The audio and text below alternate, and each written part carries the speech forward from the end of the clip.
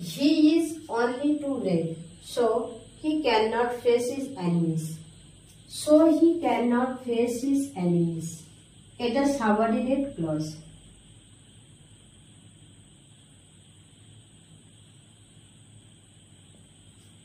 আর এটা main clause.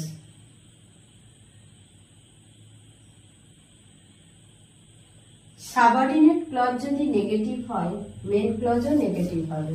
তাহলে এখানে দেখো he is only to brave, সে একমাত্র সাহসী।